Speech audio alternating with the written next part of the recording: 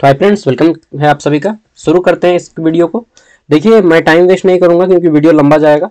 Directly बता देता हूं, यह पेपर अंडरस्टैंडिंग इंडिया का है और केवल इसमें ऑब्जेक्टिव क्वेश्चन है। ओनली ऑब्जेक्टिव क्वेश्चन है, 45 ऑब्जेक्टिव क्वेश्चन है। यह वीडियो का पार्ट 2 है। पार्ट 1 में हम लोगों ने 25 क्वेश्चन किया था, ठीक है। यह पार्ट 2 है, इसके बाद पार्ट 3 आएगा, देन पार्ट 4 आएगा।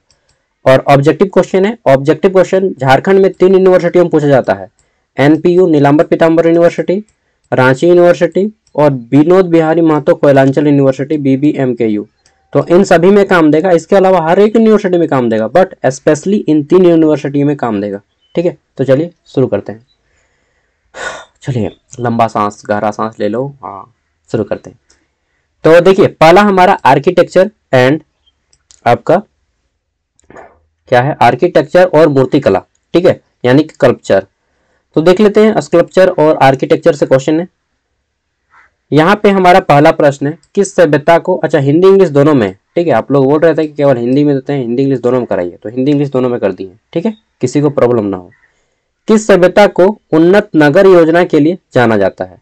विच civilisation is known for advance town planning? तो एडवांस टाउन प्लानिंग किया गया था सिंधु घाटी सभ्यता में, ठीक है, और भारत का एक ही सभ्यता है। अगला है, ग्रेट बांध किस सिंधु घाटी नगर में पाया जाता है? तो मोहनजोदाड़ो में एक महान स्नानागार था, इसी को ग्रेट बांध कहा जाता है। ग्रेट बाथ, बाथ मतलब महान स्नानागार, ठीक है। नेक्स्ट आगे देख लेते हैं। शैलकृत वास्तुकला मुख्य रूप से किस धर्म से जुड़ी हुई है? तो यह बौद्ध धर्म से संबंधित है, ठीक है। चलिए, तो शैलकृत वास्तुकला किस धर्म से संबंधित है? बौद्ध धर्म। और बौद्ध धर्म के संस्थापक कौन है? गौतम बुद्ध, ठीक है। नेक्स्ट है, ताजमहल किस वास्तुकला शैली का उदाहरण है? तो यह मुगल वास्तुकला शैली का उदाहरण है, ठीक है। शाहजहां ने बनाया था मुमताज महल के लिए। अगला है, ताजमहल किसने बनाया? शाहजहां ने, ठीक है। कहाँ पे है? आगरा में, आगरा उत्तर प्रदेश। अगला है नेक्स्ट, दिल्ली का लोटस टेम्पल जो कमल का फूल है दिल्ली का, किस युग का प्रतीक है? तो वह आधुनिक वास्तुकला का प्रतीक है।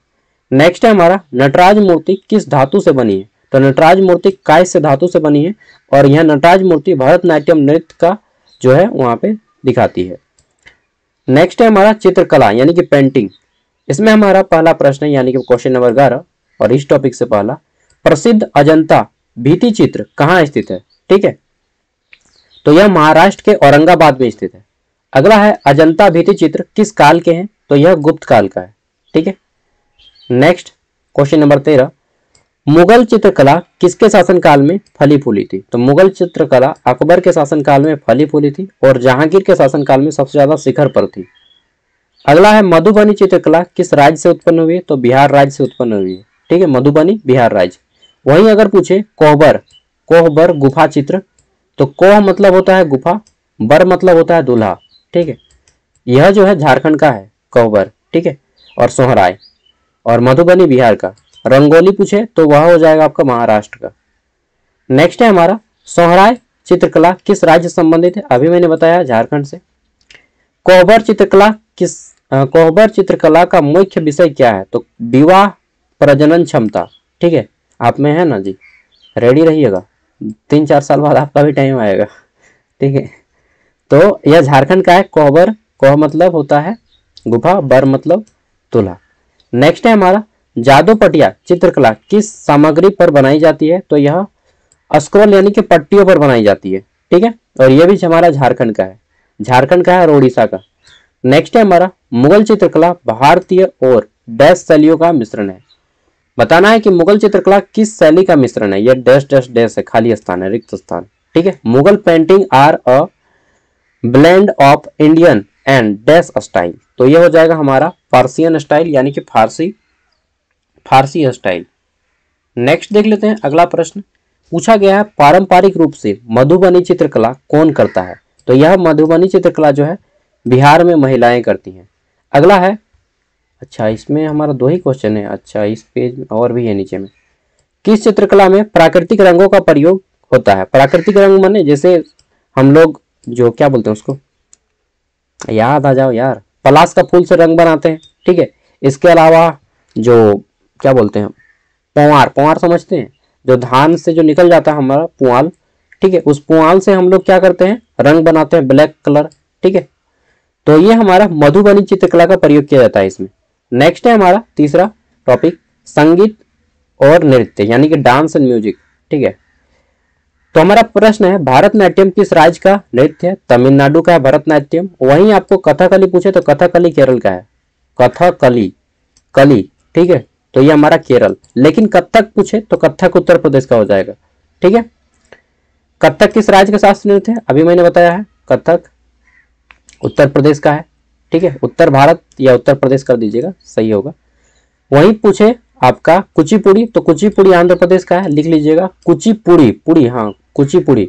ठीक है, कुचिपुड़ी आंध्र प्रदेश का है। सत्रिया असम का है, सत्रिया असम का है। छऊ नृत्य झारखंड का है। ठीक है, और क्या क्या पूछ सकता है, चलिए नोट देखते हैं। हाँ, ओडिसी नृत्य ओडिशा का है। कौन सा नृत्य ओडिशा का है? तो ओडिसी ओडिशा का है। आगे देख लेते हैं, मोहिनी अट्टम पूछे, मोहिनी अट्टम तो केरल का है। मोहिनी अट्टम मतलब सुंदर नारी। ठीक है, मोहिनी अट्टम। फिर हमारा भारत कोकिल किसे कहा जाता है? तो भारत कोकिल लता मंगेशकर को कहा जाता है। ठीक है, लता मंगेशकर भारत कोकिल कहा जाता है क्योंकि ये कोयल के स्वर जैसे बोलती हैं।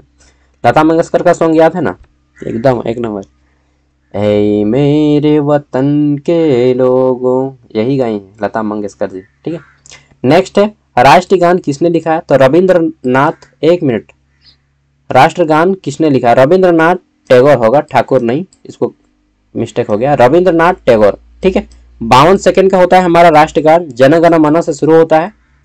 ठीक है, अगला नेक्स्ट है घूमर किस राज्य का पारंपरिक नृत्य है? तो घूमर जो है राजस्थान का पारंपरिक नृत्य है। ठीक है, वही गरबा पूछे, गरबा तो गरबा आप सभी को मालूम है, डांडिया जिसको बोलते हैं।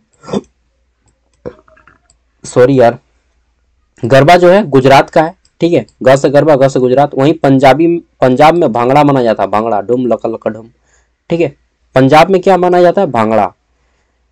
और घूमर राजस्थान का है। वो गाना भी सुने ना, घूमर घूमर घूमर घूमर, वो पद्मावत वाला मूवी। भारतीय संगीत में कौन सा ताल वाद्य सबसे आम है? तो तबला, तबला बजाओ सबसे आम है। ठीक है, नेक्स्ट देख लेते हैं। अब यहाँ से शुरू होता है हमारा विज्ञान, प्रौद्योगिकी और चिकित्सा यानी कि साइंस, टेक्नोलॉजी एंड मेडिसिन। तो हमारा पहला है भारत के शल्य चिकित्सक के जनक कौन है? तो सुश्रुत, महर्षि सुश्रुत। शल्य चिकित्सा माने सर्जरी करना, जैसे आपका बड़ा ऑपरेशन कर देंगे। टेंशन मत लीजिए, नॉर्मल होगा। ठीक है, बस आफ्टर 21 कीजिएगा, 21 से पहले मत कीजिएगा, अदरवाइज फिर आपको बड़ा ऑपरेशन करना पड़ेगा। Girls be careful. ठीक है, तो सुश्रुत कौन है? महर्षि सुश्रुत। और ये एक बुक लिखे हैं सुश्रुत संहिता। ठीक है, चरक किस क्षेत्र के अपने योगदान दिया? तो ये आयुर्वेद में योगदान दिए, चिकित्सा में। ये दोनों चिकित्सक हैं, ये एमएस के, एमएस मतलब मास्टर ऑफ सर्जरी। ठीक है, ऐसा मान के चलिए, ये सर्जन है। और ये आपका एमडी है, मतलब मास्टर ऑफ मेडिसिन है। ठीक है, आज के जमाने में बोले तो। अगला है हमारा आर्यभट्ट डैश एक प्रसिद्ध थे। तो आर्यभट्ट क्या है? एक प्रसिद्ध गणितज्ञ हैं और भूगोल शास्त्री हैं। ठीक है, खगोल हैं और गणितज्ञ हैं, जिन्होंने जीरो और दशमलव की खोज की। आर्यभट्ट की प्रसिद्ध रचना का नाम क्या है? तो इन्होंने एक किताब लिखा है आर्यभट्टीय। ठीक है, आर्यभट्टियम, आर्यभट्टिया ये बोलिए या आर्यभट्टियम बोलिए। ठीक है, इन्होंने किताब लिखी है। नेक्स्ट है हमारा शून्य का आविष्कार किसने किया था? तो भारत आर्यभट्ट ने। ठीक है, अच्छा कितना नंबर क्वेश्चन था हमारा? 35, 36 यहीं पे होगा। नालंदा विश्वविद्यालय किस चीज के लिए प्रसिद्ध थे? तो नालंदा विश्वविद्यालय में जो है बौद्ध धर्म की शिक्षा दी जाती थी, शिक्षा बौद्ध धर्म की। नालंदा विश्वविद्यालय बिहार में है और इसको किसने बनाया था? तो कुमार गुप्त ने। किसने? कुमार गुप्त, लिख लीजिएगा अगर कॉपी पेन होगा तो, कुमार गुप्त ने बनाया था। ठीक है, वहीं तक्षशिला विश्वविद्यालय के बारे में पूछे जाती, तक्षशिला, तो तक्षशिला पाकिस्तान में था। इसको किसने बनाया था मालूम नहीं, तक्षशिला, अच्छा सॉरी, तक्षशिला विश्वविद्यालय पाकिस्तान में था। ठीक है, वर्तमान में खंडहर बन गया है। और एक विश्वविद्यालय आता है, क्या नाम था उसका, धर्मपाल ने जिसको बनाया था, यार याद नहीं आ रहा, चलिए छोड़िए। किस धातु को भारतीयों को यूरोपियों से पहले पता था? तो जस्ता के बारे में जो है हमें भारतीयों को यूरोपियों से पहले पता था। ठीक है, यूरोप में होने से पहले जस्ता का पता था। इसके अलावा हमें कांसा का, ठीक है, कांसा का और क्या, हाँ कांसा का पहले पता चल गया था यूरोपियों से पहले ही। ठीक है, हमने आविष्कार कर लिया था इसका। दिल्ली का लौह स्तंभ किस भारतीय प्राचीन ज्ञान का परंपरा है? धातु कर्म का, क्योंकि दिल्ली के मेहरौली में, कहाँ पे, दिल्ली का एक स्थान है मेहरौली, मेहरौली में एक लौह स्तंभ है। वहां पे 14वीं शताब्दी में यानी कि 1300 ईस्वी के आसपास एक लोहा का खंभा गड़ा हुआ था जो अभी तक जंग नहीं लगा है। मानने की बात है, कैसे साल हो गया? 1300, 700, 800 साल हो गया, अभी तक जंग नहीं लगा है। ठीक है, इसीलिए इसको बोला जाता है कि हम लोग जो है मेटालर्जी में बहुत टेक्निक अपनाए हैं। ठीक है, धातु कर्म विज्ञान। चरक संहिता किसने लिखी? तो महर्षि चरक ने लिखा है चरक संहिता। 40 नंबर है, प्राचीन भारतीय चिकित्सा प्रणाली को क्या कहा जाता है? तो प्राचीन भारतीय चिकित्सा प्रणाली को आयुर्वेद बोलते हैं हम लोग। ठीक है, आयुर्वेद के जनक कौन है? चरक, महर्षि चरक। वहीं अगर पूछे कि योग के जनक कौन है? तो पतंजलि योग के जनक है। कौन? पतंजलि, बाबा रामदेव नहीं है। ठीक है, बाबा रामदेव खाली प्रचार कर रहे हैं।